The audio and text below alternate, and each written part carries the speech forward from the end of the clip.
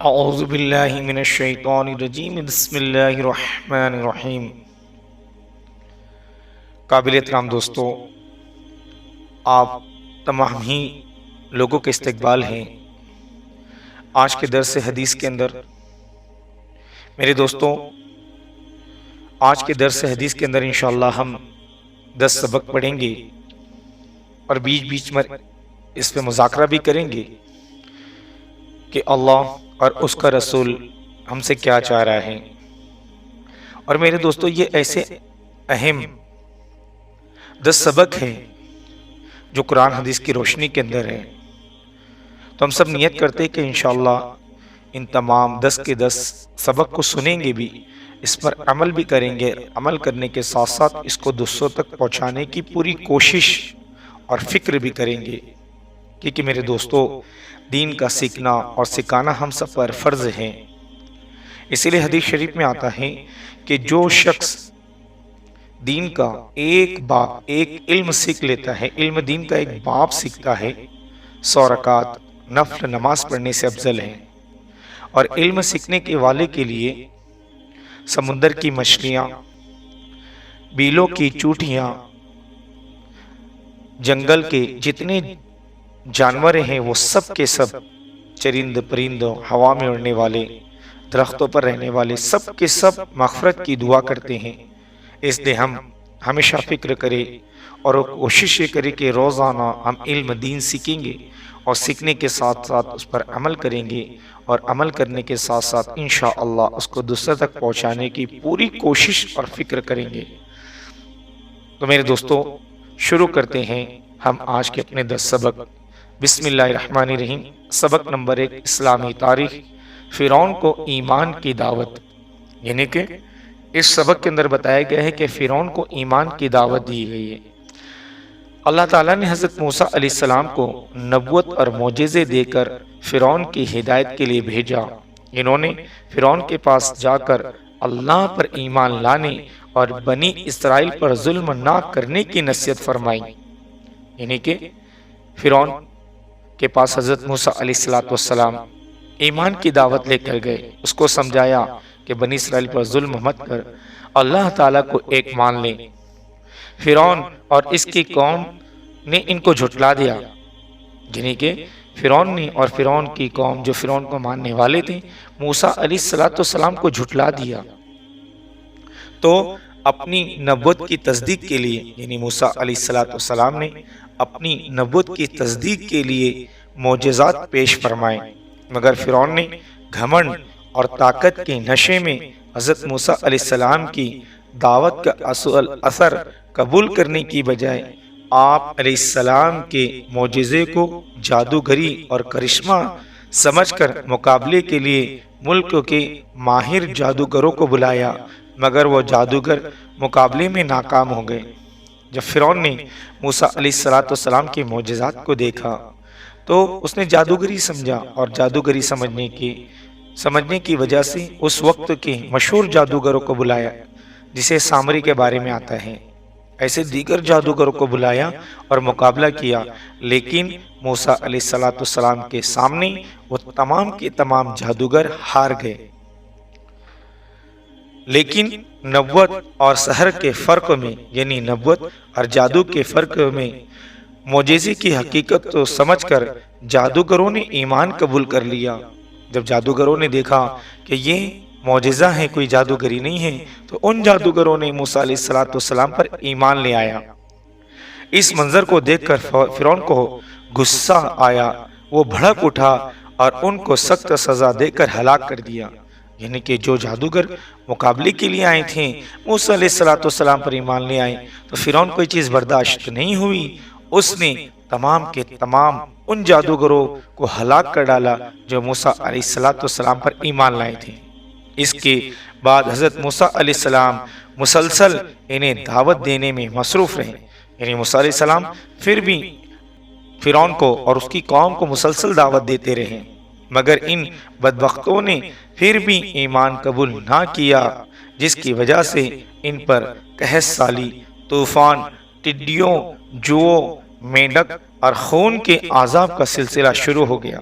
یعنی کہ جب یہ موسیٰ علیہ السلام کی باتوں کو جھٹلانے لگے، اللہ کے حکم کو جھٹلانے لگے، تو پھر اللہ تبارک و تعالیٰ نے ان تمام کے تمام لوگوں کو عذاب میں مبتلا کر دیا کہ ان کے اوپر قحط سالی آنے لگی، ان کے اوپر جوؤں کا عذاب بھیج دیا، ان کے اوپر مینڈک کا عذاب بھیج دیا، یہ جو چیز پیتے تھے اس کے اندر خون شامل ہو جاتا تھا، خون کا عذاب بھیجا۔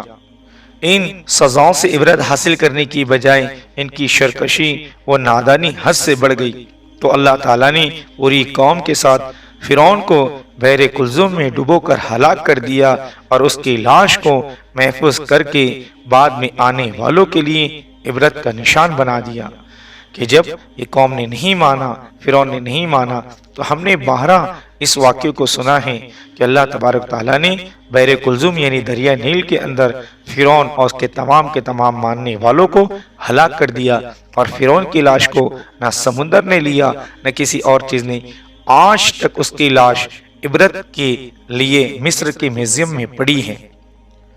اللہ کی سبق نمبر 2، اللہ کی قدرت، پرندوں کا فضا میں اڑنا۔ اللہ تعالیٰ نے پرندوں کو پر عطا فرمائے جن سے وہ اڑتے ہیں، کبھی پروں کو فضا میں پھیلائے رہتے ہیں اور کبھی سمٹ لیتے ہیں، دونوں حالتوں میں وہ فضا میں موجود رہتے ہیں اور وزنی ہونے کے باوجود زمین پر نہیں گرتے۔ انہیں فضا میں کون روکے رکھتا ہے؟ اللہ تعالیٰ نے ان پرندوں کو اپنی قدرت سے فضا میں اڑنے کی صلاحیت سے نوازا ہے۔ اللہ تعالیٰ قرآن میں فرماتا ہے، کیا وہ لوگ پرندوں کو نہیں دیکھتے کہ پیر پھیلائے ہوئے اڑتے پھرتے ہیں اور کبھی اسی حالت میں پر سمیٹ لیتے ہیں اور دونوں حالتوں میں وزنی ہونے کے باوجود زمین و آسمان کی درمیانی فضا میں پھرتے رہتے ہیں۔ انہیں خدا ہی رحمان ہے، فضا میں تھامے ہوئے ہیں، بے شک وہ ہر چیز کو نگاہ میں رکھتا ہے۔ سبق نمبر 3، ایک فرض کے بارے میں، اذان جمعہ یعنی جمعہ کی اذان کے بعد دنیاوی کام کا چھوڑ دینا۔ قرآن میں اللہ تعالیٰ فرماتا ہے، اے ایمان والو، جمعہ کے دن جب جمعہ کی نماز کے لیے اذان دی جائے تو سب کے سب اللہ کے ذکر کی طرف دوڑ پڑو اور خرید و فروختوں کو چھوڑ دو، یہ تمہارے لیے بہتر ہے۔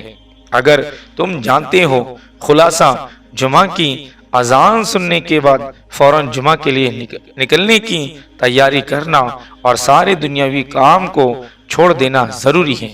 اس لیے میرے دوستو کہ جب جمعہ کی اذان ہو جائے تو ہم سارے اپنے کام وغیرہ کو چھوڑ دیں اور جمعہ کی نماز کے لیے مسجد کی طرف نکل پڑے۔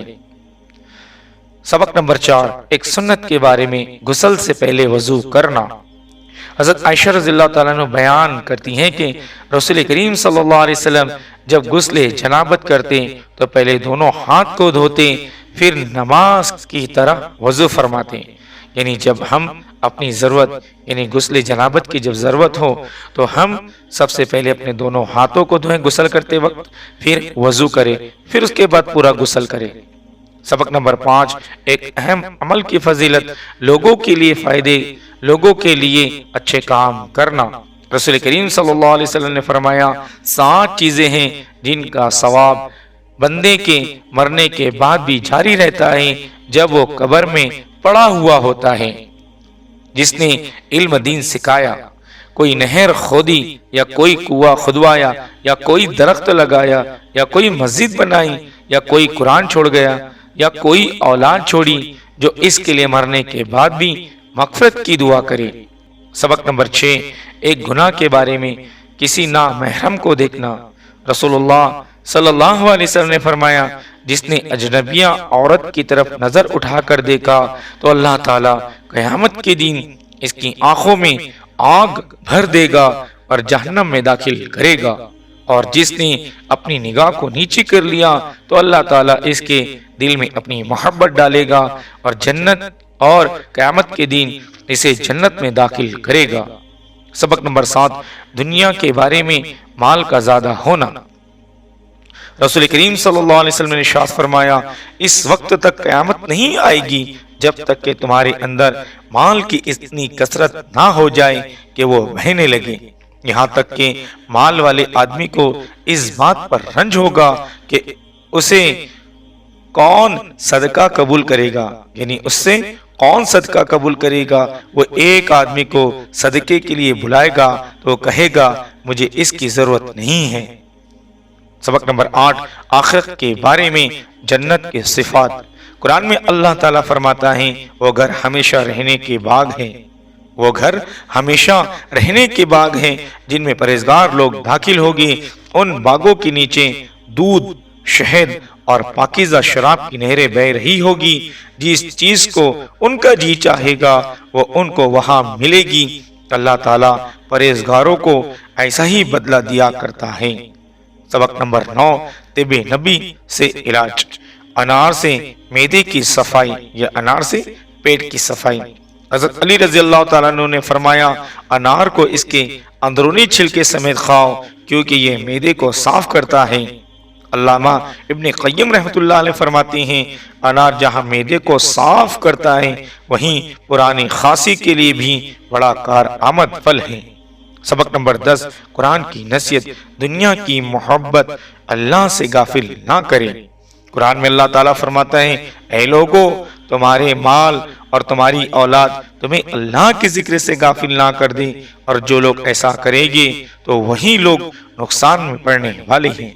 आज मेरे दोस्तों हम अपनी औलाद की वजह से, उनकी फिक्र की वजह से हम कमाने में इतने मशगूल हो जाते हैं कि अल्लाह तबारक ताला का जो हुक्म है नमाजों को छोड़ देते हैं।